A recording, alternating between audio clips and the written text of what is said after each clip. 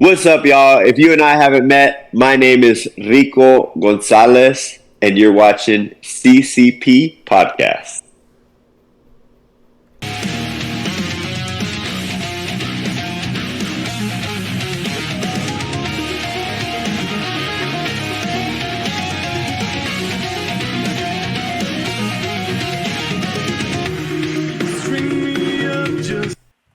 What is happening, friends of CCP Podcasting? Welcome back to Beyond the Bell. I am Chris Page. I am being joined by Devlin Knight, all the way over in the UK. What's going on, man? How are you? I'm tired, but I'm buzzed for tonight, man. Absolutely buzzed for it. So yeah, it's kept me awake. That's for sure. This is a good one. We say that professional wrestling brings people together. That's one of the things that we say on our channel. This Beyond the Bell series has been phenomenal. It's been great to talk to. Tremendous talent from all over the world, and today is no exception. I mean, this guy that we've got coming on, 20-year vet, damn near. I mean, you might as well call him a 20-year vet. World traveled, and I have no bones in saying this, and I mean this in the most respectful way to anyone who has appeared on the show. This is probably the biggest show that we've ever done. And I am stoked that this has come together. You, sir, are a reason that it happened. We'll get into that here in just a little bit. But without further ado, let me welcome everybody. Mark Haskins. What's happening, man? How are you? I'm doing great. How are you? Thank you for the time. Number one, this is a hot, humid day in southern Florida. Let me tell you. But outside of that, man, it's worth it. I'm definitely going to try to not fanboy, but I'm gonna throw it out there just in case it does happen, man. We really appreciate it. You and Devlin are the reason that this thing came together. So. Before we get started too deep, Devlin, I'm gonna let you set it up, man. Tell us how this happened, because, like I said at the top of the show, professional wrestling has a way of bringing people together, and this is a story that has done just that with this situation here on Beyond the Bell. Yeah, I mean, same with you. You were saying before we came online. I've followed Mark for a while. Absolutely love his work. As you say, well traveled. Titles, promotions. He's done it all over damn near 20 years, as you say. And well, I'm a massive fan of Progress Wrestling as well, which is where I've seen most of your body of work, Mark, as I think I told you when I met you. But obviously, it's in other promotions. But I finally got to go live to a Progress show very recently, Super Strong Style 16. Where I do believe at the time of this going out, it's already up on demand. So Mark had the men's world title match with Kid Lycos, and I told him there and then. I'd already contacted him at some point, and obviously I think things got lost in the mail, as it were. But I made a point of speaking with Mark, who was very, very humble, very gracious to just give me time, and spoke to me as he was with everyone there. And I just let him know exactly what I thought of his work, of him, just sort of explained who we were, who I was, what we do. And I mean, his words were just like, man, send me another email, let me know what's going on. And yeah. And then when I emailed him, it's just back and forth. And it was, as I say, very humble, and he was happy to come on and chat with us. Yeah, we're very privileged to have you on. No, thank you for having me, guys. And I felt terrible for ignoring your first email. So, I felt like I said something up this time around. And here we are. So, happy days. Listen, in this line of work, we totally understand that when we take shots, like you're either gonna accept it or deny it or ignore it. Yeah, we have learned. I was just going to say, I was just obviously very lucky to have been able to go to Super Strong Style and meet Mark in person. So, yeah. Have you been, man? Progress has been running for so many years. This is your first show? Do you know what's really funny about this as well? And I think I told Doris about this as well. You guys started out at the garage in Highbury. Yeah. And the garage was literally at the time a 5-minute walk from my family home. And I genuinely had no idea that Progress was being held there. And that sounds so bad because I lived in Islington. All right, Devlin, you're fired. You're fired. You're fired. Well, do you know what else is funny as well? I'm pretty sure I know Mariah May's parents. I just want to say that. Oh wow! But yeah, that's how old I am. And that's But yeah, but no, I couldn't believe that it was being held at the garage. And then I used to see people every weekend queuing up, and I just thought they were queuing up for a concert or something. And now I'm genuinely gutted. The amount of people I've told since I've been going back and binging back on demand, that I was, had the chance to be there all that time. And you fucked it up. You fucked it up. You have nobody to blame but yourself. Mr. Haskins. But yeah, it was unfortunately my first show. Sorry, and there will be more. But anyway, yeah. Yeah, we said at the top of the program, man, you're almost 20 years deep. And usually where we start these conversations is, when did you get bit by the wrestling bug? And like at what point in time did you know that this is something that you wanted to do? So basically, and I'm a real deep thinker at the best of times. And I've literally pinpointed, I think, the very moment and what it was that spurred me on to take this crazy route was I got into a scrap with somebody at school one day, and I remember getting punched in the face and ending up with a bloody nose. And I had long hair when I was a kid, much similar to how I do now.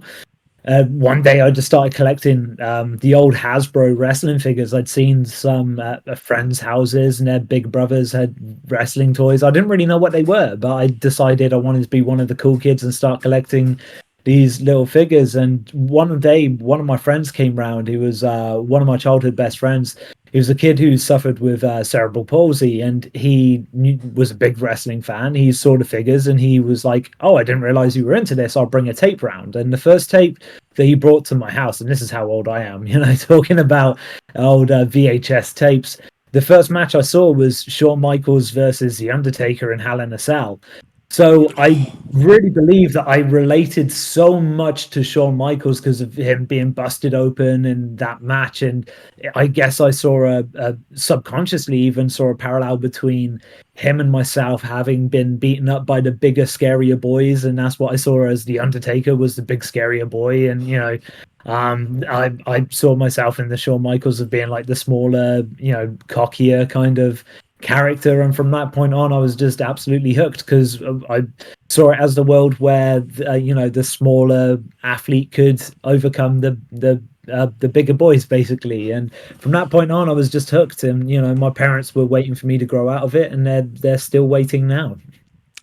It's funny how that works out too. You talk about how old you were, man. If I told you one of the first matches I saw as a kid, you would have. Yeah, it trumps it, man. We got to go back to the NWA days. One of the first matches that I can remember taking a look at, I believe it was with my great grandmother, who was probably 78 or 79 at the time. This is one of the earliest memories as a kid I had. She was watching Flair and. See, it was a tag match. I think it was Flair and Tully versus Dusty and somebody else. But it was Dusty Flair combo was one of the first things that I could remember as a kid getting into professional wrestling. And it's interesting that your first bite of the wrestling bug comes with Shawn Michaels and Taker inside of a cell. Like, they want to talk about violent and nasty and just brutal, man. That one encapsulates it, and it's insane to see that that's where your road starts. Yeah, that was match one, and that was when I was 9 years old. So it's just been a crazy old ride from there, really. You jumped aboard the crazy train and just haven't jumped off. And over the course, there's so much that I want to ask you about and get into, because you've been fast forward to your training days. What was it like for you to find a reputable school to hone in on your craft? What did that look like back in the day? So basically, how I got involved with British wrestling was I believe I went to one of the old All-Star wrestling shows on my birthday in the year 2000. which was more kind of theater-based pantomime style wrestling.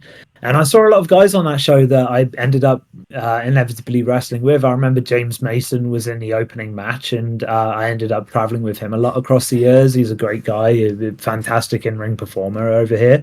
And just basically one of the kids at school at the time heard that I was a massive wrestling fan, and we'd never really talked before, but he was a big fan as well. And he told me that he'd got tickets to go to a wrestling show in the UK, and it was UK Revival in 2001. And Eddie Guerrero and Grandmaster Sexay had come over, and they were part of this tournament to crown the King of England, right? And yeah, there was a lot of big names in it, guys like I remember Ulf Herman was on the show, Doug Williams, Jody Fleisch, those guys. And we would just kind of, we were fanboys then, so we were going around trying to get as many autographs as possible. I met Eddie Guerrero that day, who was genuinely one of the warmest, sweetest people I think I've ever met in my life. And that was kind of like the standard for me. Was he was just such a cool dude. And yeah, my friend got the short straw, went and saw Grandmaster Sexay, and didn't have the same kind of experience that I did meeting Guerrero, but nevertheless we ended up with their autograph, so we were happy with that. And from there I just started to follow the company that ran it, which was called the FWA.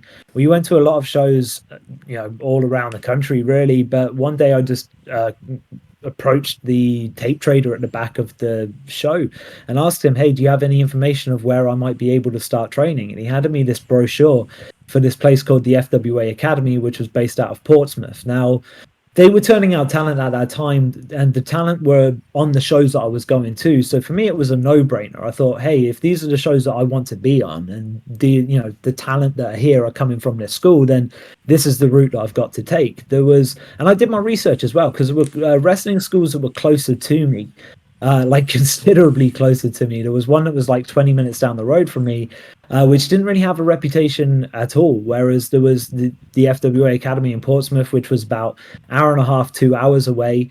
And I just managed to convince my parents. I said, hey, look, I'm serious about doing this. Can I give it a go? And my dad was a preacher for the United Church. So because I was still at school at the time, and the sessions for my age at that point were on Sundays and Wednesdays, I wasn't able to get down during the week on a Wednesday. But my mum convinced him, hey, just take one Sunday off of church a month, because I think you guys, we had a great relationship growing up. But when I got to the age of sort of around 10, I think he started to distance himself from me, because that's what his father did to him. So my mum just saw it as an opportunity for my dad and I to kind of start to bond a little bit more. And he would drive me down to Portsmouth. So for the first year, I was training like once a month. And then around the age of 16, I started to convince him, hey, can we go a little bit more regularly? And it ended up being about once a week or so. And, just from there, it just continued to, snowball effect, essentially, until I think I moved out. I finished college when I was 18, and then moved to Portsmouth. That was the next big step for me. So for about 6 months, I think I lived on like the trains, just like traveling to and from Portsmouth by myself, and then eventually just ended up moving to Portsmouth with another UK wrestler called Joel Redman. You might know him. He was in NXT as Oliver Gray, I believe it was. And yeah, we just ended up moving in together. We just thought, screw it, we're in on this dream. Let's go and give it our best shot. Can I just ask? Sorry, can I just ask? The FWA, Frontier Wrestling Alliance, right? Yeah. Is that the one with Jody and Alex Shane there? And was that being taught by Dino Scarlo? No, so the FWA Academy was based out of Portsmouth. It was the main trainers at the time were Mark Sloan and Justin Richards. Okay. But they were the ones that were responsible for bringing, helping produce guys. Like I trained with PJ Black. I trained with Paul Burchill. Yeah, they were. I'm trying to think who else of note really sort of came from there. But they were it was basically them and like the top tier guys like Winter, Katie, is it Katie Lee Burchill? Okay. She has so many different names, but she trained there as well. So yeah, we all just kind of came through that school together, really. But they were. Yeah, sorry, go on. Oh no, I was just going to say they were a bit more advanced than me. So as I was sort of coming in, they were starting to leave basically. So I only had like a handful of sessions really training with them, but it was enough to sort of set up that link of knowing that we'd all gone through the same place together.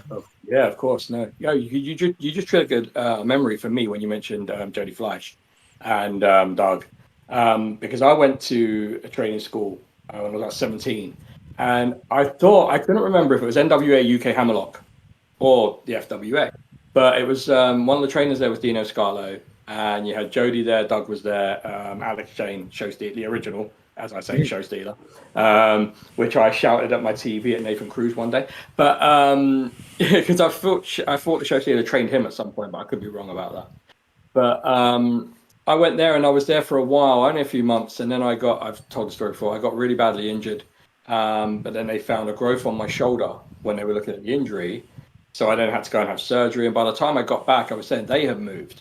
And I couldn't remember if they had moved from London to Southampton or Portsmouth. So when you mentioned Portsmouth, I don't know if I'm confused with the school itself, but I'm pretty sure it was FWA, but I could be wrong. So I believe that it sounds like it was NWA Hammerlock, but they were affiliates with FWA at the time. Okay, yeah. Generally, I think that the FWA was built up of the majority of the guys from those two sort of training schools. So you were either Hammerlock or you were FWA Academy, and I think there was also Future Shock coming out of Manchester as well. So it was like this.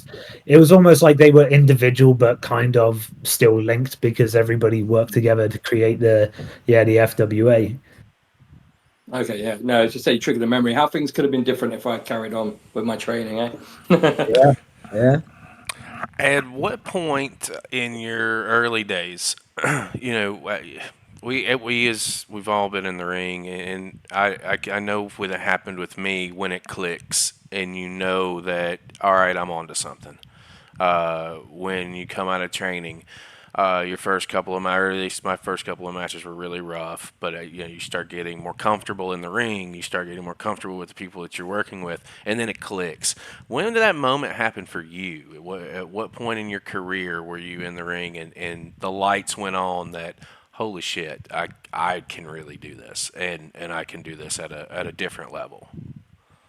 Man, I don't know. Like, I feel like I approached it like from such a different perspective because I was just willing to suffer at this until I got good at it. Like, it was never a question for me whether I would or I wouldn't. It was just a case of I will continue at this until I'm good at it. And I remember I had a match early on that was just so dreadful. Like, it was probably the worst match of my career.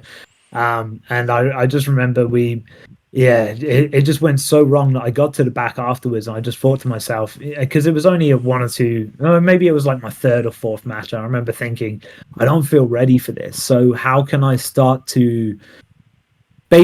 can I continue forward while I work on the aspects of me that get better, and how can I still not look out of place? So I started to look at everybody else who I was performing with, and they were good wrestlers, but they weren't necessarily characters. So I decided, hey, look, I'm going to play up this character side, and I'm going to, I could take bumps, I could get beaten up by people. And I was part of a group called the Chavs, which were basically a young group of sort of, common, sort of ruffians, you know what I'm saying? And they all had their own characters, but because I was smaller than the rest of them, and I was the younger one, I thought, well, I'm going to be the cocky one that once his friends are in front of him and he's hiding behind them, I can be, telling you, yeah, come on, you can't take me, sort of thing. But the second that they're gone, I'm that coward. I'm like, oh man, like, I'm so sorry, so I could make matches entertaining. And while I worked on the wrestling aspect of things, because I just didn't feel like I was good enough that early on. And just from there, it just kind of continued to progress simultaneously. And a lot of the time, I just found myself going out there and just trying to, do the best I could in terms of entertaining people. Because I think that you have so many different tiers in regards to who's watching in the audience. And if you can, a lot of the time you'll find that fans who go to shows aren't even necessarily wrestling fans. They might just be people on a night out. They might be, parents of kids who are wrestling mad. And if you can entertain everyone and still have a good match, then you're hitting, every sort of part of your audience. I think that some people are fantastic wrestlers, but fantastic wrestlers don't always necessarily entertain. Do you know what I mean? Like, sometimes the people who appreciate the good wrestlers are the guys who are, you know, very wrestling minded. Whereas, you know, somebody like Shawn Michaels, I think the thing that I loved about him and Eddie Guerrero were that you could not be a wrestling fan and still enjoy one of their matches.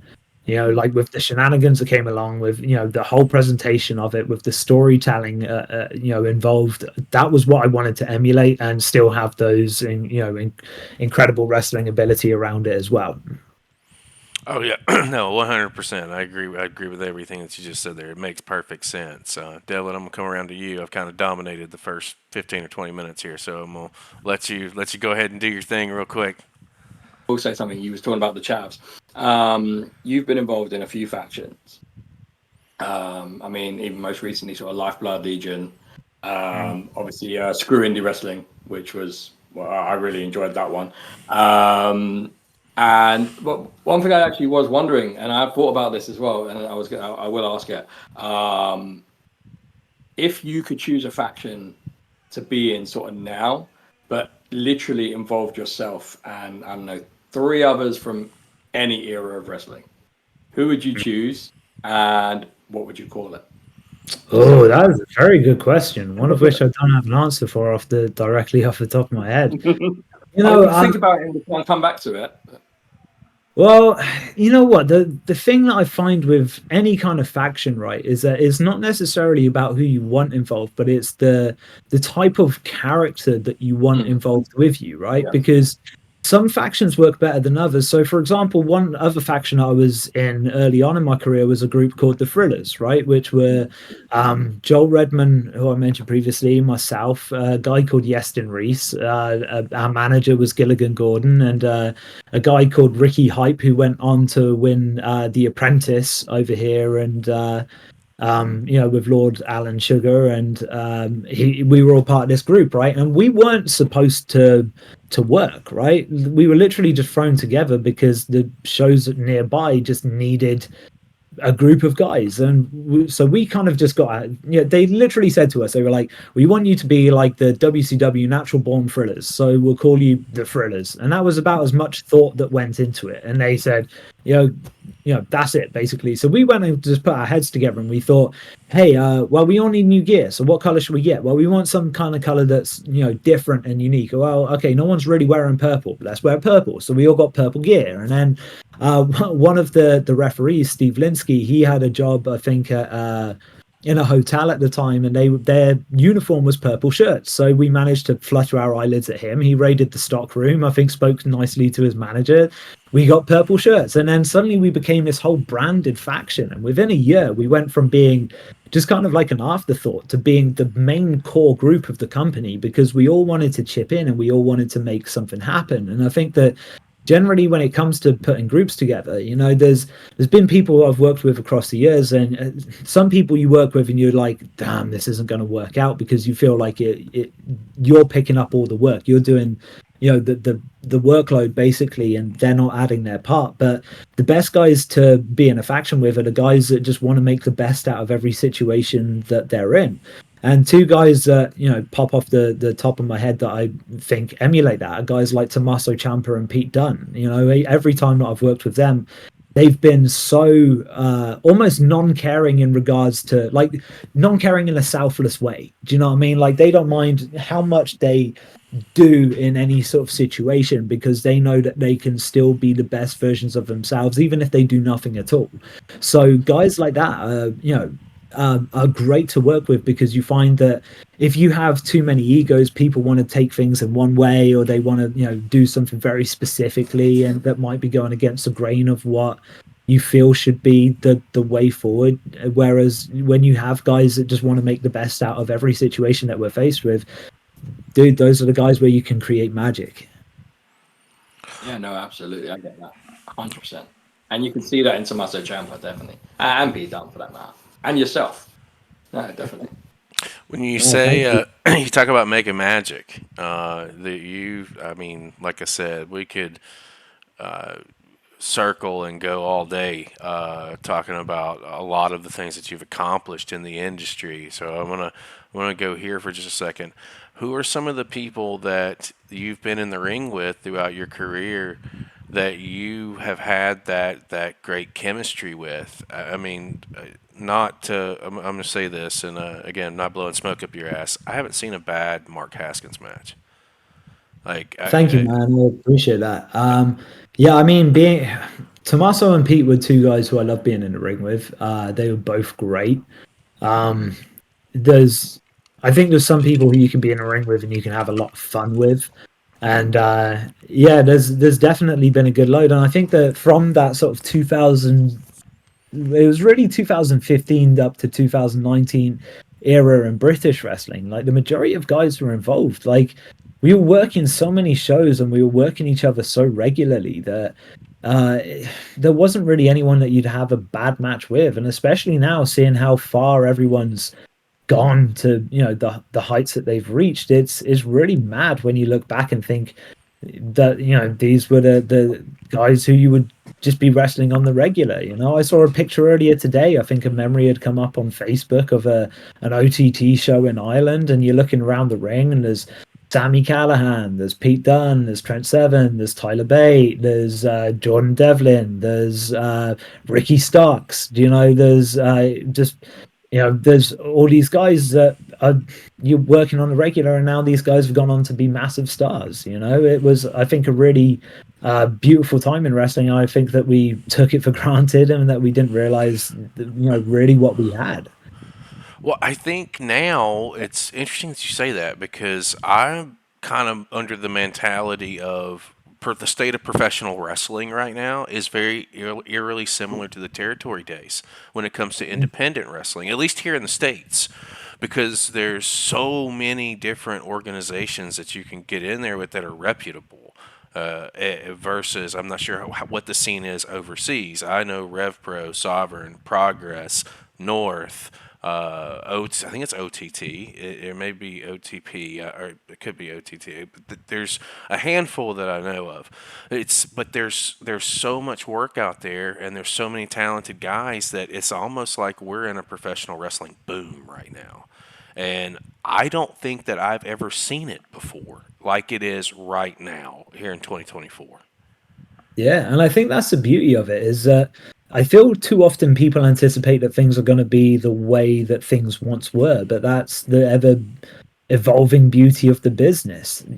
Like when I started, wrestling in this country was completely different. It was All Star Wrestling was the main wrestling company, and they were the top dogs by far, because Brian Dixon could offer you 30 dates in the month of June alone. Right, you were working so regularly, but it was very pantomime. It was very theatrical.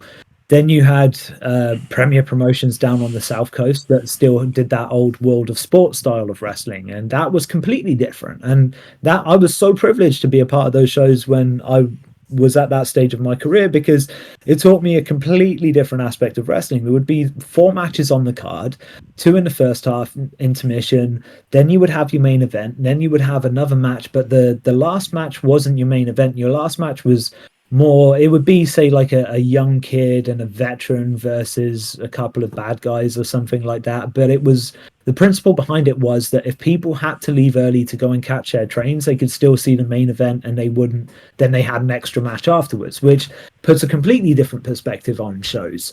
And I feel like too often people kind of take that, I guess it's like a WWE style way of doing things, and they never really add their own twist. And that's what I would love to see a little bit more of, is just seeing, okay, well, why don't we mess around with the style of shows? Do you know what I mean? Like an OTT was doing it in Ireland when I was last there. I think there was, say, maybe like 4 or 5 matches in the first half, 2 in the second. And then you find that your crowd isn't burnt out by the time that the main event rolls around.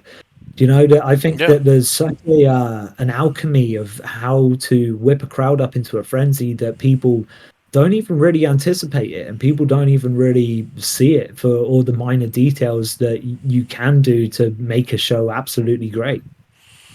Well, I think what kind of sucks about the whole perspective of looking at the WWE and using that as the template, and I think that's kind of a piece of why wrestling went into that lull phase, is because everybody sees that this works. We're going to try it. We're just going to do this. And you can either be the same as or different than. And if you're different than, and you have to me, you have a better opportunity of capitalizing on whatever it is. It could be professional wrestling. It could be whatever you're doing in life in general. If you're going to be the status quo, then you're going to fall into the same pattern. And thankfully, promoters across the world, I mean, not just in the States, I know like in Australia, in Portugal, gates are up. Attendance is up. That means that you guys are making more money. That means that you guys, or if you're not, you should be, because if you're putting more asses in seats, then you don't have a show without the guys and gals in the ring getting it done.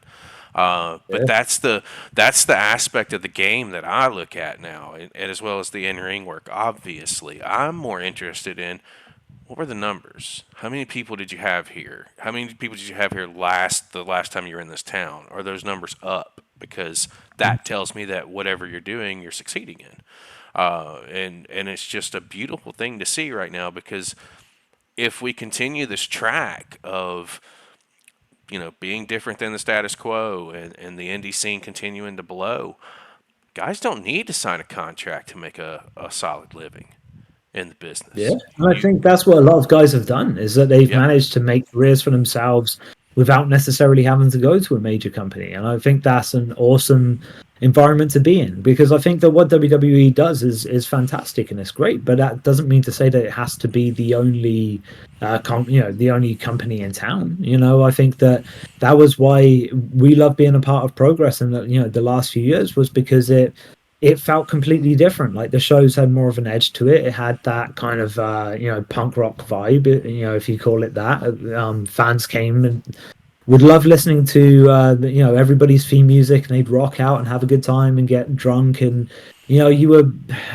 really, we were so blessed between 2017 to up until 2020 when the pandemic hit, because we were working all over the country. We were flying, even to America. I was in America, at one point every other weekend. I was in Canada, Italy, Germany, like all over Europe. So many guys were just flying here, there, and everywhere. And I think the social media is a huge reason as well that the game changed, because you would be able to reach out to people that you didn't even know, were fans of yours. Like, a lot of the orders that came through our website were Australia or Poland or Canada or Dublin, and you just wouldn't think, in my mind, like I said, when I got into wrestling in this country, it wasn't like that at all. Like, I remember when I got in, I think it was like MySpace, and Facebook didn't even exist yet.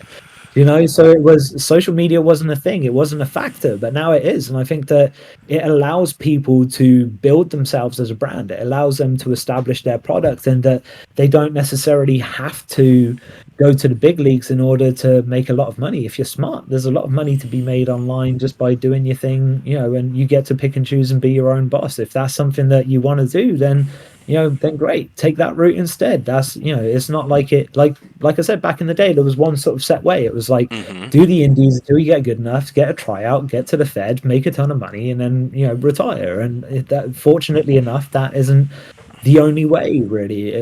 Not that I think it ever has been, but it felt like it was definitely the more sort of prominent way back then. And nowadays I feel that there's so much more opportunity at hand in order to, do things in a completely different way. Well, it's like when I talk to people here in the States, they're everybody's wanting to get signed. That's the goal. I want to get signed. I want to get signed. I want to get signed. Sometimes I have to stop and I tell them, like, but look at the bigger picture. If you get signed, you don't know what they're going to do with you, or if they're going to use you, how they're going to use you. If you're in a position to where you can create this brand, create the name, you can literally do whatever you want to do and make the money that you want to make. Because it's not, I've always been a firm believer, you get out of anything what you put into it.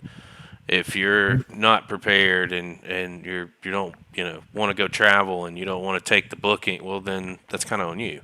If you're ready to jump in feet first, or head first, if you will, there is definitely a lot of potential, which brings me to where I want to go kind of with you next is you've traveled everywhere, just about.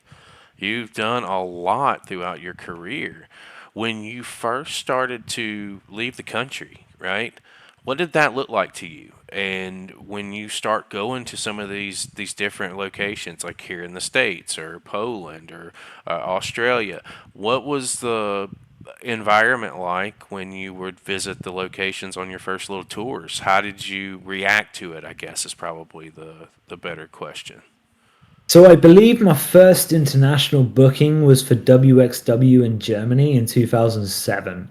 And about a week before, I watched that film, what is it? Hostel. And yeah, we got to Dusseldorf Weiss Airport, which is a tiny airport. I'd never seen an airport this small before. This random guy picks us up and takes us to this what looks from the outside like a ran down warehouse, and my mind's starting to play tricks on me, and I'm like, oh no, like where are we going? And we get onto one of these lifts that doesn't even have sides, and it just starts raising us up. And I was like bricking it. I was like, oh no, we're not going home. And then finally we get to the top, and I've never been so relieved in all of my life to see a ring being built. I just started thanking God that that it was an actual show. But no, it was that. I think that was the first international booking that I had.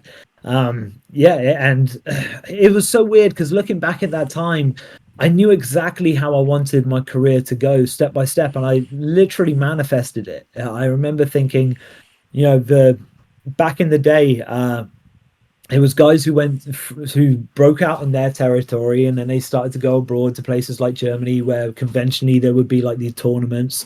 They would learn to work it through Europe, and then they would break out to Japan, and then they got to America, and that's literally the route I ended up taking. I got to Germany. And then I think a couple of years in, they had a link with Dragon Gate, and Dragon Gate were coming over to Europe for the first time, and I managed to be a part of their show in Germany and then in the UK, and then they offered me a spot out in Japan. I went out there with Pac, and we I think practically lived together for about 6 months or so.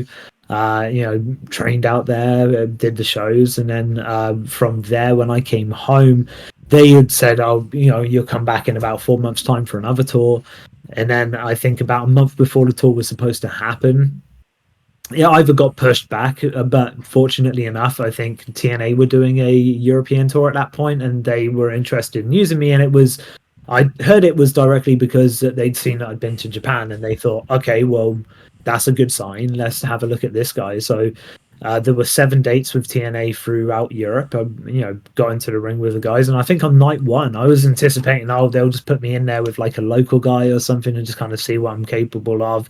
And it ended up being Shannon Moore and myself versus Matt Hardy and Jeff Jarrett, with Kurt Angle as a special guest referee. And this was right in the middle of Jarrett and Angle had like a program that they were running. Mm-hmm. So it was just this really bizarre moment where it was suddenly like, oh gosh, like, I used to have wrestling figures of all these guys when I was a kid, and suddenly now they're, in the ring with you. And then off the back of that tour, I ended up getting offered a contract to join TNA and start going out to America. So it was, it was so weird how I could see it so vividly, and I could see each step of the process, and that's literally what ended up happening. So I'm a huge believer in manifestation, and how if you just focus on what it is that you desire, and you just keep putting in the work, and just continue to push yourself in the right direction, whatever it is that you desire, like, I don't see a reason why it couldn't happen. 100%. I completely concur with that and agree with that wholeheartedly. With all your traveling and the different locations that you've been to, where would you say that you learned the most at? And with whether it be different styles, or whether it be in-ring, where did you learn the most, and or I guess what's your soft spot as far as your tour? So I love California. I'm a huge bodybuilding fan, so getting to go out there and go to, I think the first place I went was Gold's Gym, and worked out there so I could imagine I was training with the greats. And then we took a walk down Venice Beach, and it's beautiful. It's just such an awesome place. Like, it's just such a beautiful place. If you couldn't tell by my surfer-esque looks, like I love being in the sea, and so California was awesome. But I guess like it taught me a lot in the terms of because I was wrestling for PWG. I think there's this perception that because the caliber of talent that are on PWG, that you have to be an incredible wrestler to be there. But when you actually see what works in front of that audience, it's almost like camp style matches again. Like it's all the shenanigans, it's all the crowd work. So there's this perception of what PWG is, and then there's the reality of what it is. So it was like this big wake up call of, oh hey, like this is way more simpler than we make it out to be. You can go out there and you can destroy yourself physically trying to put on these masterclasses, or you can figure out just how to connect with people and entertain them, and that still works regardless of where you are on the planet. But aside from that, I learned a lot in Japan. It was a very interesting experience, and California and Japan are both two of the hottest places I think I've ever had to wrestle in. So you almost go through like a spiritual experience at that point, where you're just trying to find the will to carry on the match, and because it's just so warm. It's just so hot. You're sweating, you're out of breath, it's boiling hot, but the show must go on. It's hot as shit over here, man. I don't know what to tell you. It's insane. Devlin, you got anything? Yeah. You got a question?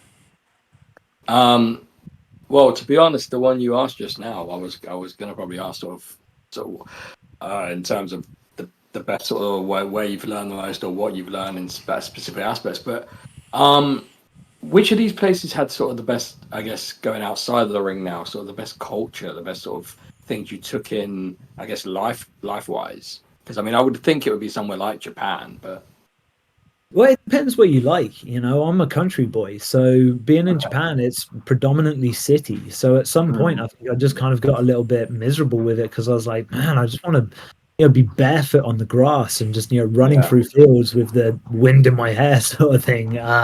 So it really depends what it is that you resonate with, really. Like Japan was awesome. It was a completely different place. There's a lot of things that I think you almost take for granted that you're not aware of, and this is culturally a very different place. But then I think it's just at some point I just I know that I've restricted myself before, where you get to a place and you're so focused on the show or whatever that you forget to live, and I just at one point I thought, what, screw it, I'm just going to make the most out of every situation I'm in. Even if I'm knackered, I'm going to get out, I'm going to go and experience the area. And one place that I loved when I was there was Nashville, because you're walking down the main strip and every other shop is a cowboy boots store, and then every building between that is a bar with live music, and it feels like such a unique place. And it's in the middle of the day and everybody's just out and just partying and wearing cowboy boots. It's like, this is great. It felt very different to it feels a lot different to wrestling in Doncaster. So but no, man, like I think that you just have to, wherever I go now, I purposely try to make the effort to go and do something in the area, so I have a memory to go with it. Too often you travel to somewhere like Italy and people are like, oh, how was it? And I was like, I don't know. I saw the inside of a venue, a hotel, and an airport, and a McDonald's at like 2 a.m. Do you know what I mean? And that's about it. So now whenever we travel anywhere, we were in Spain at the end of last year. Fortunately, we had a day off, but our flight was late back in the evening, so we got dropped off on Alicante Beach, and we just hung out there for the day, ate a bunch of sushi. I disappeared off into the waves for a bit, and then went and caught our flight later that evening. I love doing sort of cold water therapy, so when we've been in Scotland, I've gone up to Loch Lomond, which I believe is the biggest loch in the UK. But it's a beautiful place up there. You just find like a beautiful spot and just go and kind of, take some time to just enjoy it and take it all in. But you do look like a lunatic, because I remember traveling up. I had a show for North in January of 2022, and the next day I found this beach. It was, I believe it was Banba on the way up. because I was in Scotland the next day. So it's the middle of January, and there's me in a pair of swim shorts, like going and jumping in like the freezing cold water and being, doing breath work and what have you, and cold water therapy. Everybody else on the beaches, in jackets and scarves and that. And yeah, there's me. I'm blessed with small man syndrome, and everything's a challenge. Do you know what I mean? So just going and bathing in ice water basically. But I don't know, man, there's something beautiful about it that I enjoy, so I just try to, even if it's an opportunity as small as that, just go and take it. Just go somewhere beautiful, see some beauty, because there's genuinely some amazing places out there, and you got to make the most of them while you can. You mentioned Nashville. We call that, let me not say, because I don't want to generalize. Us Southern folks call Nashville Nash Vegas because it's the Las Vegas of the South. There's so much happening there. When you talk about, you said Nashville, I smiled and I was like, yeah, I have been there and closed many a bars on that same strip a time or two in my life. But Vegas is awesome as well. We love going to Vegas. Like, that's a real cool spot. It's Vegas to me. I like it. Don't get me wrong. I've been several times, and maybe it's just because I'm an old fuck and I don't get out and party anymore like I used to. But I just can't. I can't keep up anymore. I just can't. I can't do it. I can't keep up with the kids, as I call them. It's as a matter of fact, I think my partner and I went out for our wedding anniversary a couple of years ago, and there's a little bit of age gap between us. I think I got them by 10 years. Want to go out to the bars? Cool, no problem. I'll see you when you get back, because that ain't happening for me. I'm gonna hang out here and maybe go play some blackjack, and I'll be in the bed when you get back. Just have a good time. You've been in the ring with, literally a who's who in the industry, and we talk about how the industry has changed from when you got into it to where we are now in the business. I hate to sound cliche or ask a cliche question, but some of the names that you've been in the ring with, like, who were some of the guys that maybe you didn't, when you got booked, maybe you didn't think you were going to have a great match, and then you did. Like, is there any of those kind of situations throughout your career that come to mind? Yeah, I mean, there's definitely matches that have happened which felt different to what it was that we'd called in the back, basically, and then we'd got out in front of the audience, and some things had happened organically. And Tommaso Ciampa was definitely one of those guys. That's why I rate him so highly. I remember we called something in the back and we thought, okay, it's going to be like this and that. And, I was just kind of like, yeah, let's give it a go and see how it goes. And then this story that we didn't intend at all just kind of played out in a match where because it was at Progress and everybody anticipated we were going to have this big hard-hitting battle, right? We got out in front of the audience, and the first 5 to 10 minutes is just comedy, and they've just watched a comedy match, and it gets to the point where the crowd, even though a lot of them are going along with it and are enjoying it, there's this part of the crowd that just starts chanting, "We want wrestling," right? And this is why I rate Ciampa so greatly, right? Is because so far he's been this big comedy character and he's been goofing around and stuff.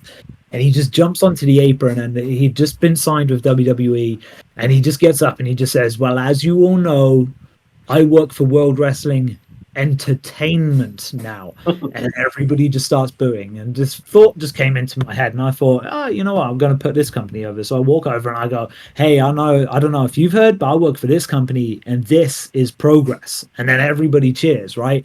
And at this point his whole demeanor changes, and he just gets into the ring, and he's kind of like, you can see it's like a shift, and I'm like, are we doing this or not? Put my hand out, he shakes my hand, he just kicks me and just starts putting some real heat on me, and just starts grabbing me by the hair, and his whole demeanor changes. He's just shouting at me in the ring, and I start firing back at him, and now suddenly we're into this this hard-hitting battle that everybody wanted, but we've now made them want it. And that was when I really realized sometimes a wrestling audience, even though this might sound kind of derogatory, is like it's almost like the same psychology as playing with a dog with a ball. Do you know what I mean? It's like at first you've got to make them want it. You know, hey, do you want the ball? Hey, come on. You know, you got to kind of like fake a couple of throws, and then suddenly they're engaged, and then it's like and then you give it to them, and then that's when you see that excitement build, and that's when they come along with you for the ride. So that was definitely one of those matches where it's, you know, we didn't plan on it being that way. We just had this idea of, okay, we're going to do this, this, and this, and then we just made this kind of, you know, story happen on the spot. And it was at a time where I think a lot of people were into Progress because they were the opposite of WWE. So now you had this subtext that you had a WWE guy versus a Progress guy, and the WWE guy is just beating the piss out of Progress guy and just disrespecting him in his home company, and now he's battling back and trying to fight him. So it spoke to people on so many different levels, and that's what I felt like really set me up for that run that I had through 2016. And it was completely organic. Like, it just, you know, we didn't call that. I remember cutting a promo on him afterwards, and I didn't know what I was going to say. And it, you know, the people who saw it said, like, you know, this felt like it was just you speaking. It wasn't like a wrestling promo. It was just, this sounded like you were genuinely threatening him. And I was like, no, I was just, you know, doing my thing, you know, out in the ring. And I love situations like that where you're learning as you're doing something, and it's not all the time that happens. But I think that too often, like, you know, the beauty of wrestling for me, at least, is that to some extent it's got to look spontaneous. Do you know what I mean? Like, it's got to, like, you know, when I watch WWE now, and I totally appreciate that they want to get the best camera angles, they want to be able to, you know, have the best product available. But if you compare that to the Attitude Era, when somebody would go over the guardrail and you didn't have a clean shot, it almost felt more realistic, because it was like, oh, things are kicking off. Do you know what I mean? Whereas if you have a camera waiting for somebody and then they're fighting through the crowd and then suddenly it cuts to that camera angle, maybe a lot of the audience don't even notice it. But for me, I just kind of feel like, this kind of spells out that, you know, they knew that they were going this route. Do you know what I mean? Whereas there's a certain element of wrestling, at least like I believe, that it's not necessarily about making people think it is real, but it's making them forget that it's not. So I think that any time that you can kind of play into little narratives like that, you know, it's having the audience's suspense, and when they're invested in the story and they're involved in it, and they're just into it and they're thinking like anything can kick off at any moment. I think that's at least for me is a large part in what makes the beauty of wrestling. Well, you've touched on it a couple of times, and you know, to me, I feel like that this is kind of a lost art with some people that I've seen. Now, again, we pivoted this platform to independent, literally maybe a year ago, and really jumped down the rabbit hole about 8 months ago, right? One thing that you've touched on, and maybe you can stress the importance of this, because bear in mind, I've not been in the ring in 20 years. I was wrestling in 99 to 2005. But it was something that we really took a lot of pride in, and that was connecting to the crowd, regardless of where you're at, regardless of where you're coming out. And it's like the Ciampa story. You heard the crowd, and you called the audible. Like, that is critical, and you've mentioned it, like, again, several times, about how you've been able to resonate and connect and make sure that, you know, whoever's not getting off in that arena with everybody, they're going to get off before you're all said and done. How important is that to you as the performer, to make sure that you've got that audience in the palm of your hand, and how important is it to read the room? Because I do see some matches where guys aren't listening to the crowd; they're more into what they've already got mapped out, and sometimes you have to call that audible. I think that it's invaluable. You know, like, inevitably, you know, I feel like too many people get wrestling wrong. You know, like, the whole point is that wrestling is based off of emotion. Like, and I say this to upcoming wrestlers all the time, but if I say to you the words, "I'm sorry, I love you," what comes next in that sequence? Super kick, probably. How many super kicks have you seen? Way too many. And how many are as memorable as that one? Zero. Right? Like, exactly. Is that it's literally like that. Once you have the emotion behind something, people remember it so much more because people never remember what happened. People remember how you made them feel. And as wrestlers, what you're actually supposed to be doing is basically being an alchemist, is being able to create an emotional connection, which is where the value of being a wrestler is built. Like, look at the top guys in the industry and like the best guys. Like, look at The Rock recently, right? Like, here's a guy that you would anticipate is, he's a big Hollywood star. He would want to be seen as being a good guy, but he came back and he saw, hey, there's an opportunity for us to do something here where if I actually become a bad guy, we can play this to our favor. And I think that actually made people love and respect him even more because they saw, oh, here's a guy who's adaptable. Here's a guy who's actually trying to do something. Like, he's not stuck in his way. Like, so many of the old timers seem to come back. And I felt like for a long time that there were guys who, people weren't necessarily connecting with, but they were, almost being shoved down people's throats, that it felt like you will like this guy, and people would be almost resisting it more and more and more. And it's like, sometimes if you just make that slight switch, it changes everything. And I think that the worst thing that you could do is go out there and have zero reaction at all.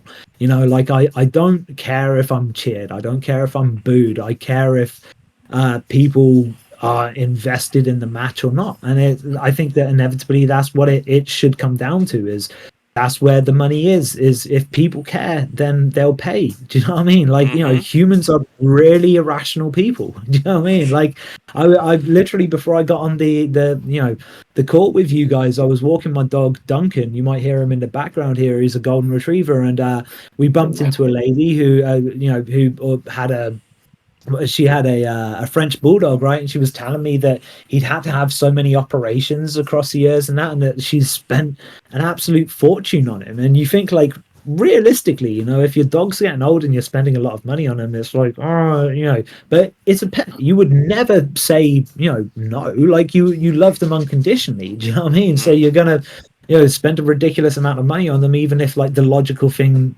is suggesting that that's not necessarily the case, because people are really irrational people. So you've got to find that, emotional connection with people. Do you know what I mean? And that once they have that emotional connection there, then they're bound to be irrational in many different ways. And feel the need to get that t-shirt, or to invest in the next show, or to get the poster with you or whatever, or to follow you around from show to show to show, because that's where the beauty of the industry is. And also as well, you got to remember, like, we do this for entertainment. We do this so that people, no matter what it is that they're going through in their life, they can just tune out for a few hours. They can just enjoy themselves. They can watch a show. They can just, forget all of their worries, and they can just have a good time. And that's the thing as well that I hate about wrestling, is when people use it as a platform to make political statements and that. And I just think that, hey, look, as entertainers, we're here to entertain. We're here to make people forget about the things that they're going through, and to just allow them that breath of fresh air of being able to enjoy themselves and bring some light and some joy and some love into this. Because nobody does this because they need a job. We all do this because we love it, right? Like, we all follow it because we love it. So why do we get so wound up and frustrated over something that is supposed to be here out of love and passion? Well, Right. that's I just want to go ahead. Sorry, I just want to run back something you said, Mark, about kind of like, the emotional connection, and obviously not sort of telling people that, how can I put it? That wrestling, obviously, the whole F word is not used. It's not fake. It's slightly predetermined. We have to sort of still remind people of that in 2024, right? But the whole thing about kind of helping people suspend disbelief, I guess, is the way to put it. Yeah, you dropped the F bomb to me, and I'm not talking about fuck. I'm gonna go ask you, how many bumps have you taken?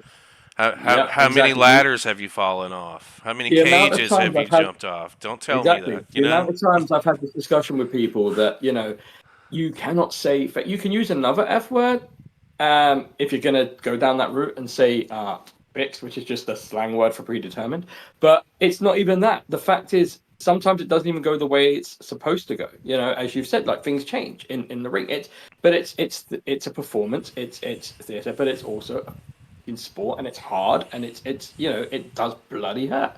And I only did it for a few months, and I know. But just running back quickly to what I want to say, there was one point when I was doing my binge on demand, that there was one time, and I don't know if I said it to you, Paige, or I said it to a couple of people on our Discord, that I was watching a match, and I'm trying to remember, I think it was SDS and London Riots versus the Origin.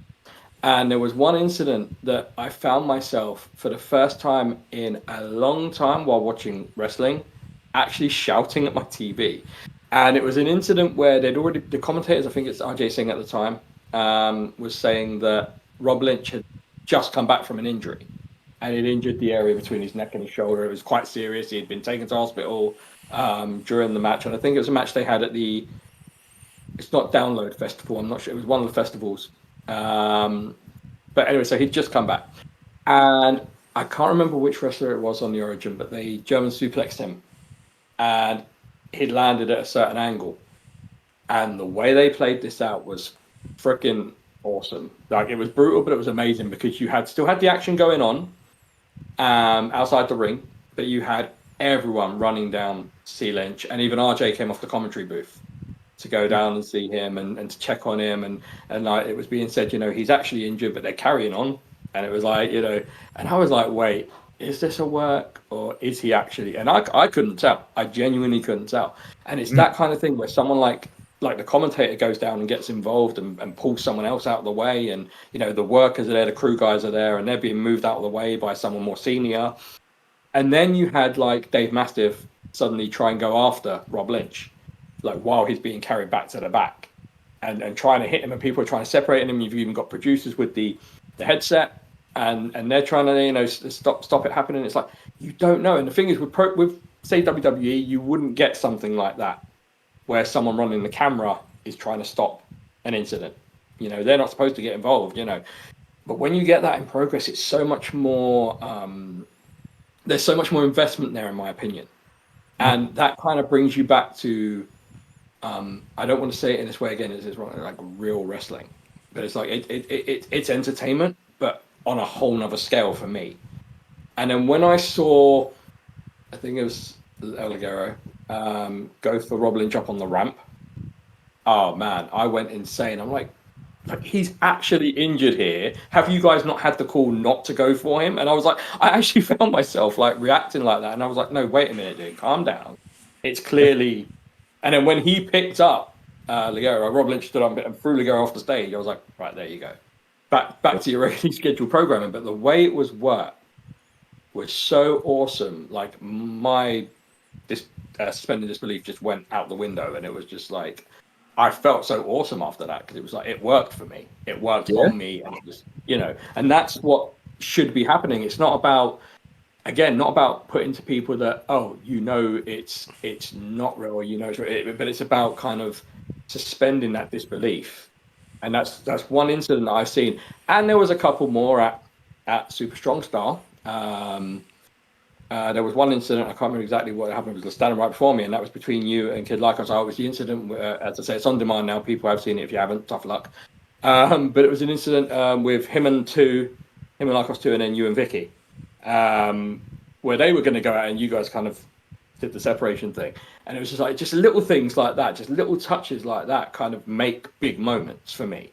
And then there was an incident with Tate and a girl called Beth, I think she's one of Casey Navarro's big fans, but there was a whole incident between those two, actually, the chairs, and it was like, wow, just things like this you don't see. I think the last time I saw that in sort of how you'd put it, like WWE, something like that, was Hulk Hogan, and I believe it was Mama Hogan, but she was obviously an old lady in the crowd, and that was amazing. But yeah, no, I mean, yeah, sorry, I've rambled on a bit, but no, that just was one incident that really sort of drew me in, like, more than I have been in a long time.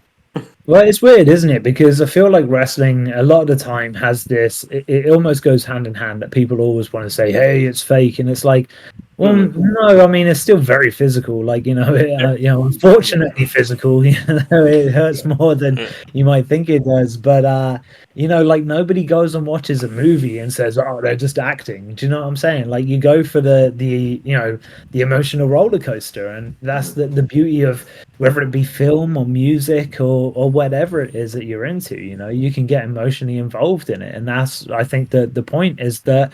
I think that we as humans just want to feel something. I think that so often we go through, everyday life, maybe suppressing feelings or trying to ignore this or trying to ignore that. And sometimes all it is that we just need to cheer at the top of our lungs or have a good cry or, just, be angry at somebody and then actively sort of encourage it. Because I feel like as a bad guy, that's what you are there to do, is you're just there to wind people up and allow people to just shout at you basically and get off their chest whatever it is. It's essentially a therapy session, do you know what I mean, for both of you.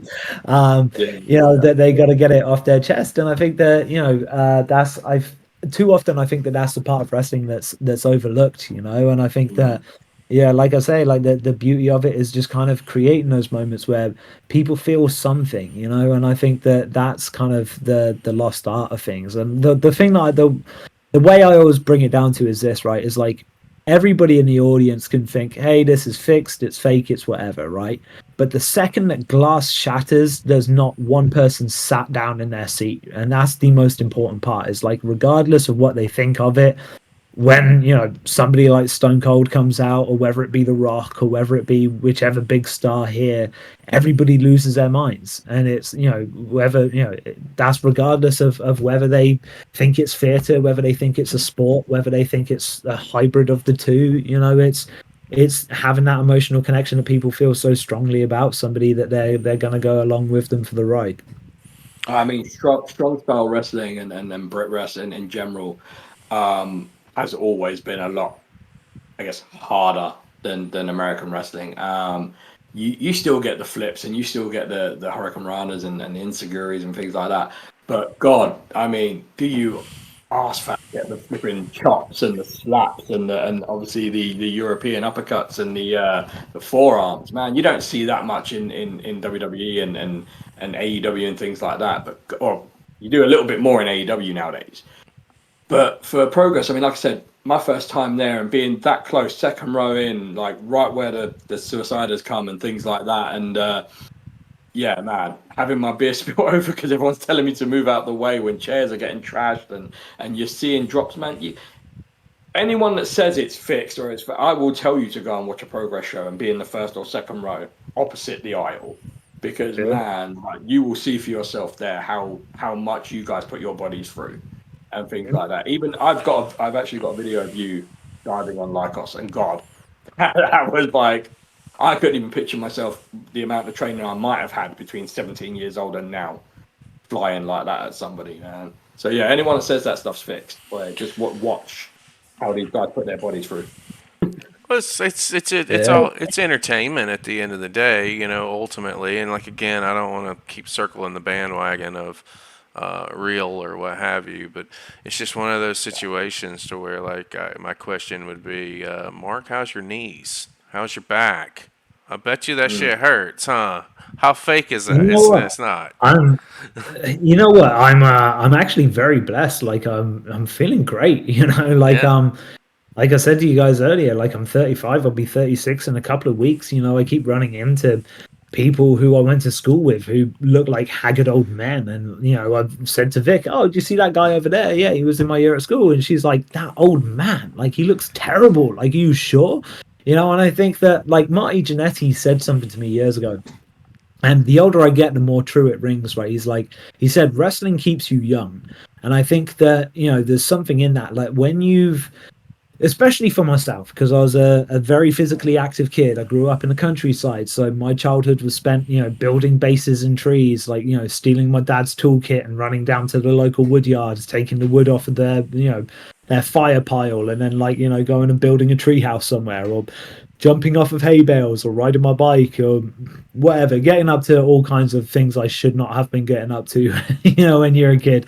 And I've only ever progressed at that. I was a skinny, fat teenager, and then I started working out. Then I started wrestling, and now, um, I see other guys who are my age that aren't anywhere near physically as capable as I am, and I feel like I've always taken that for granted because I've just wrestled, and I've just, you'd be surprised how much at doing, say, up and overs or leaps and sleeps, or mid rings or drop downs or whatever you want to call them.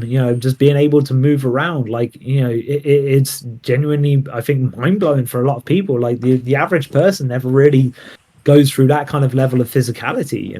Like my daughter and I will go for walks and we'll see a tree and we're like, hey, should we climb it? Yeah, let's go. And I'm halfway up a tree with my daughter, and you see other people looking at you like you've got a second head, and you're like, I'm just, the way I look at life is like, essentially, like, this is just my avatar, right? This is just my body, and I want to make it the strongest and most capable that it is. And I'm very blessed that I haven't had a lot of big injuries along the way. That doesn't mean to say I've come away unscathed. Like, I've broken this finger, burst this eardrum twice, partially torn this muscle over here, partially torn that muscle, had a handful of minor concussions, had neck issues at one point. And in the grand scheme of things, I'm considered to have been come away very, very unscathed in the grand scheme of things, compared to what some guys have gone through. So and it is mad. I see guys come into the gym all the time who might have played rugby for a few years in their late teens, and they've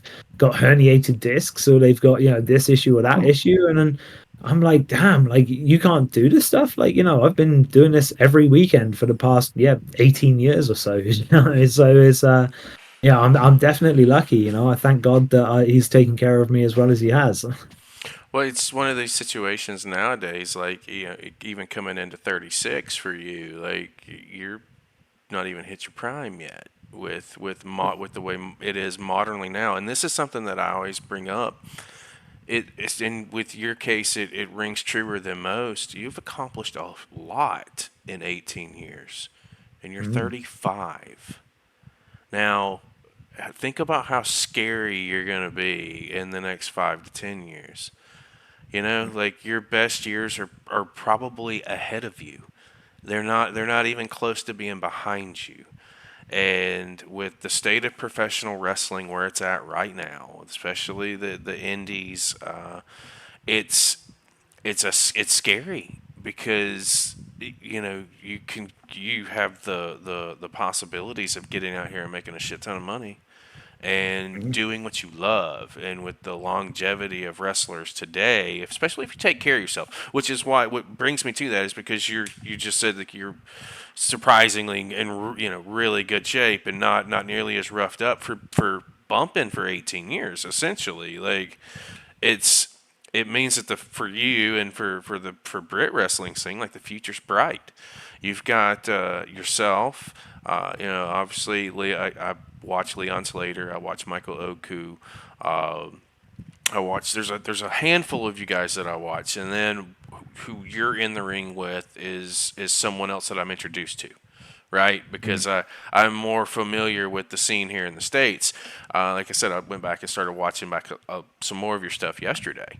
I watched about an hour and a half to 2 hours, and I got introduced to other talents that I have not seen before. Some I have, some I haven't. And I'm going to circle it around into this question. Right now, with the independent scene being as hot as it is, and with Brit wrestling, like, it's there. Like, it's on the forefront. There's no denying it. Who are some of the younger guys that are coming up now that maybe I should take a peek at, or we should be watching on our channels? Who are some guys out there that you feel like are going to be the future of Brit wrestling outside of yourself? Because you've got a good 10 to 15 left in you. You're going to have to knock you off that mountain. Well, I think Leon Slater is definitely one of those guys. He's so young. He's so good.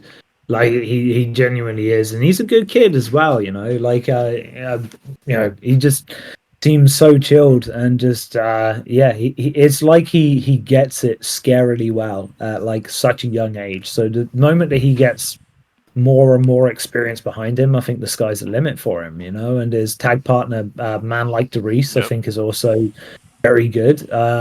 He's always entertains me. He's a guy who I think manages to transcend all the different layers of audience that, gets people involved. He gets people hyped up. He puts on a wicked match. And, I think that he's definitely a guy that a bigger company is going to snap up in the next few years. I think the same could be said as well for guys like Luke Jacobs, I think is an underrated talent right now. I think that Ricky Knight Jr. is also another guy who's, exceptionally good.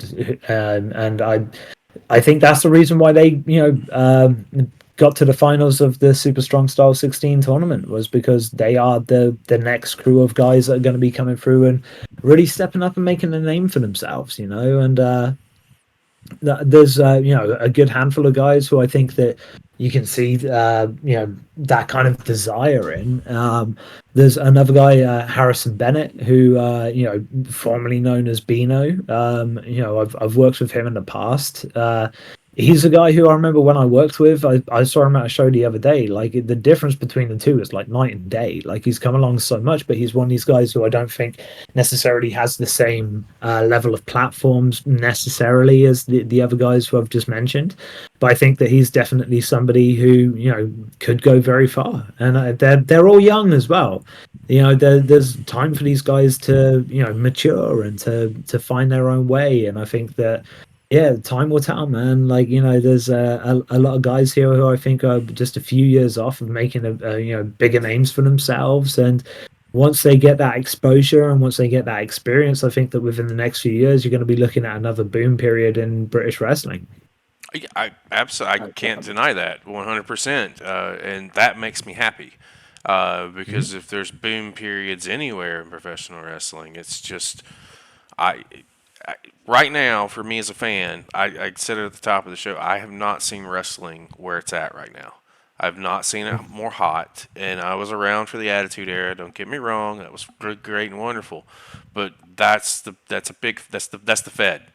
The independent scene, I equate it to. I don't know if this will resonate with you guys. I equate it to like college, right? College football or college back. People ask me, do I watch the NFL?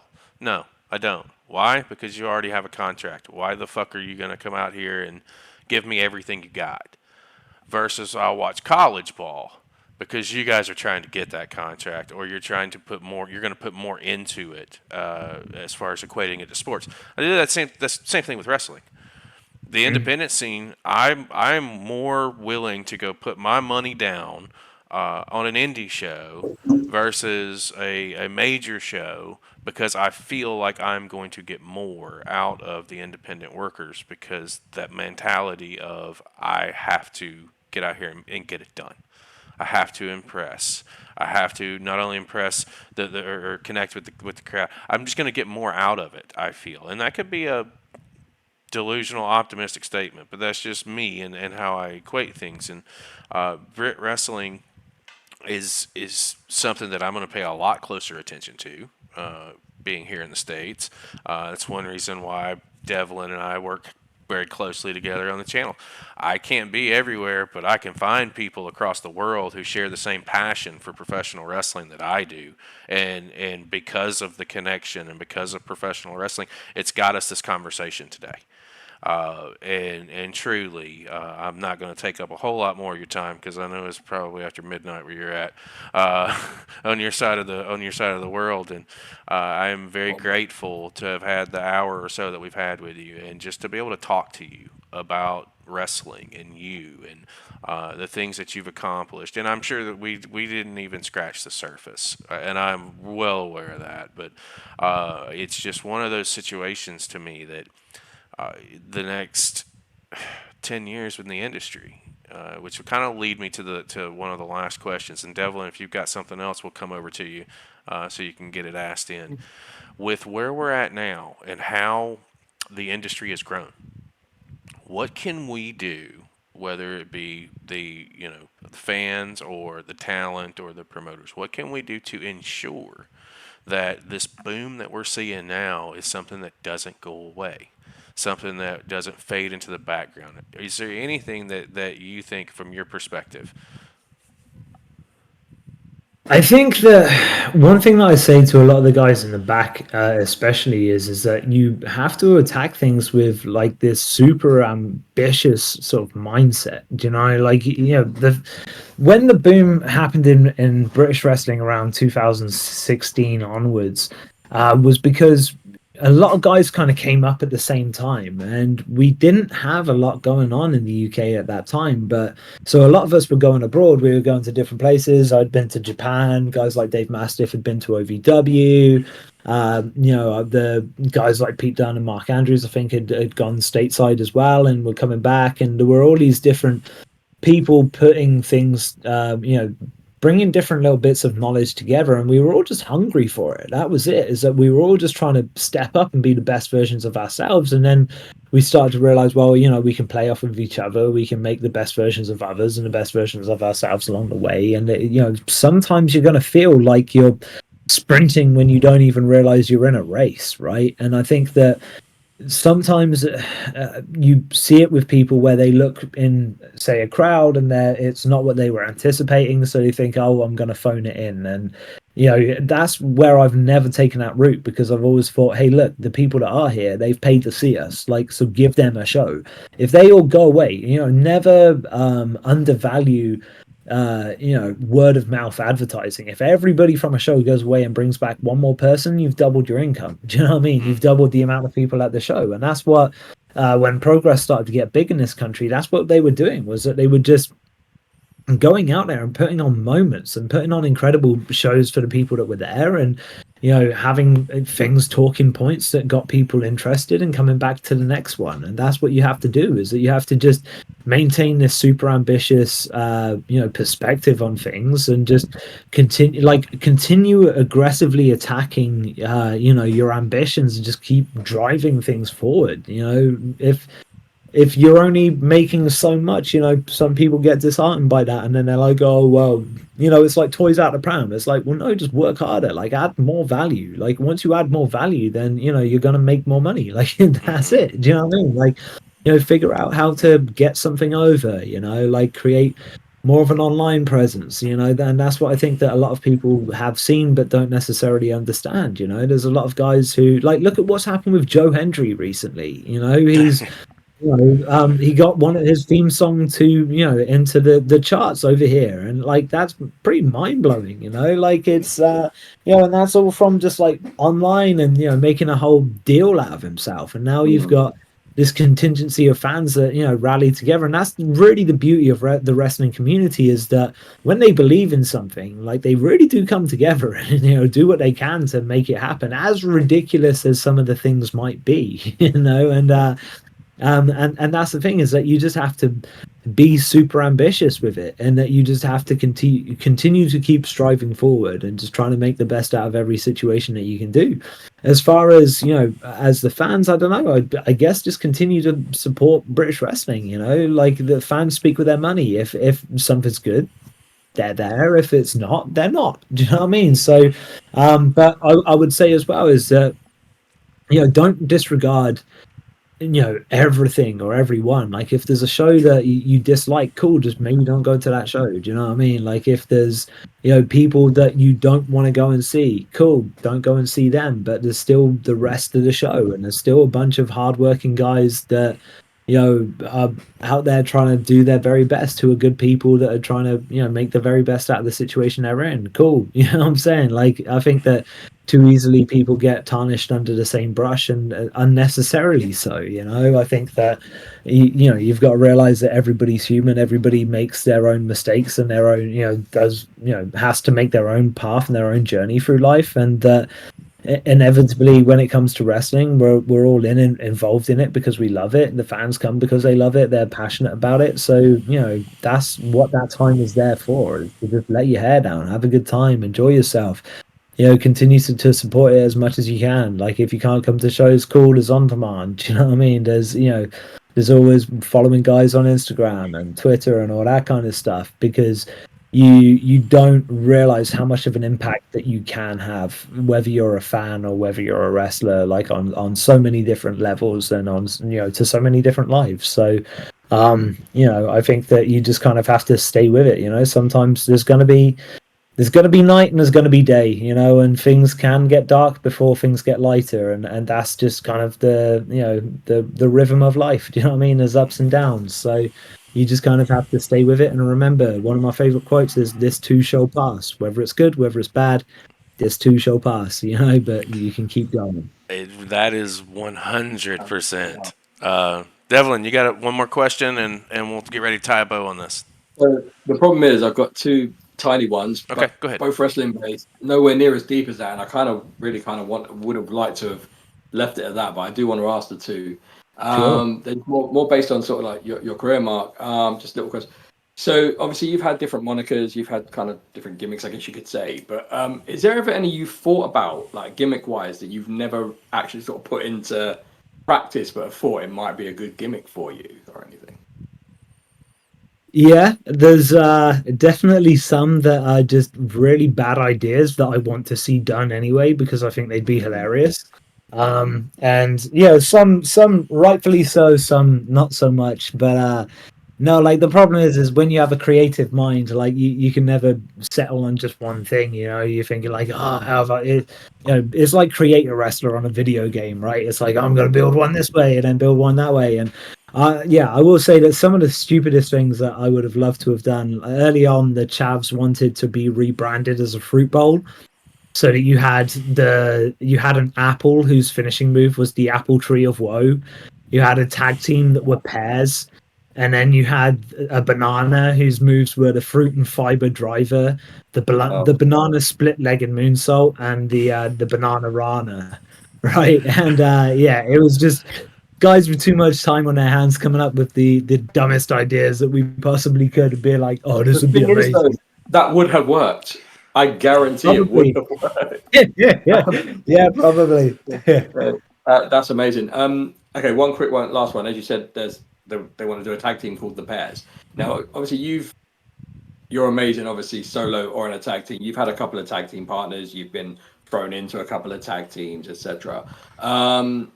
Just quickly, who has been sort of, I guess, not the best in terms of rating wise and disrespect to anyone else, but just the best you most like you felt comfortable with, who you've been in a team with, and who would you like to have been in a team with that you haven't yet?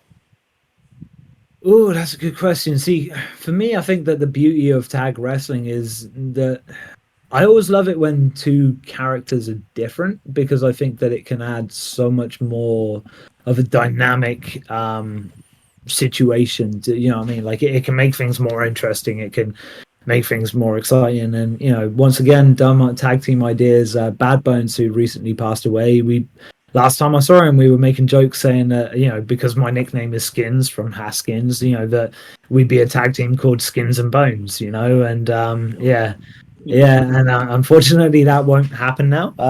You know, God rest his soul.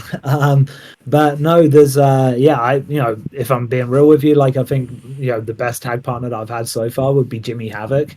You know, because we were so polar opposite to each other, and I think that just allowed there to be this level of comparison that you would be able to see the difference between us. Do you know what I'm saying? Like say for example, if you had like you know, if you have two guys that are too similar, I think that, like, you know, in some cases it can work good and in some cases it can't. But in our case, like it just allowed us to have, you know, these ridiculous shenanigans, and people came along with us for the ride and really enjoyed it. And yeah, I think that was, you know, probably the tag team that I enjoyed the most. You know, it was the one that I think that we, you know, made a big name for ourselves and a statement over here, traveling, you know, up and down the UK in multiple promotions. And, you know, we just kind of really found a groove at some point where, you know, we would just be able to, you know, rely on each other to do X, Y, and Z or whatever it was that we wanted to do. And we could still have wicked matches, but we could also have that level of entertainment that came along with it as well. Yeah, I get you. That's awesome. This has been tremendous, Mr. Haskins. I cannot thank you enough for the time that you've given us this evening. Like I said, I know it's late over there on your side of the country, or your side of the world, excuse me. It's been an absolute treat to be able to sit down and talk to you, and giving us a little bit of your time tonight, man. Yes, amazing. Thank you. Thank you for having me, guys. I really appreciate it. talking about it earlier. The easiest way that you can show support is by going over and following, liking, sharing the tweets, putting the information out there. You probably, this dumb question. You got a pro wrestling tee store, right? No, I don't. So I've got my own merch site. So it's thisishaskins.com. Yeah, Twitter, Instagram, everything is This Is Haskins, basically. Apart from YouTube, which is Channel Haskins, because I set it a long time ago and haven't, changed it. But it's I we do everything essentially ourselves. So for our own site, if you want to pick up our merch, that's your best bet. Okay, all that will be down below, guys. Like I said, and even if you can't purchase a shirt, share the information. You may know somebody who can. And like I said, the easiest way to support: go like, go subscribe. YouTube links will be down below. That's free, cost you nothing. Independent wrestling is on the boom. It's something that brings people together. This has been a really solid episode. Again, Mr. Haskins, appreciate your time. Devlin, you want to say goodbye to the people, or Mr. Haskins, do you have anything you want to say to the viewers before we sign off? No, just thank you for your continued support, and please allow us to continue to entertain. Devlin, what do you want to say? Oh, well, this has been amazing. Again, as Paige said, thank you, Mark. It's been great. To everyone else, if you made it this far and you're liking the content like this, we've got lots more like it. Subscribe, like. We do obviously Beyond the Bell. We do the spotlights. We've got one for Mark. We do obviously these Beyond the Bells and a lot more as well with the CCP network. So stay tuned, like, subscribe, hit the bells, etc., etc., and obviously with the socials as well. Well, for Devlin Knight, I'm Chris Page. That has been Mr. Mark Haskins. We'll see you next week, guys.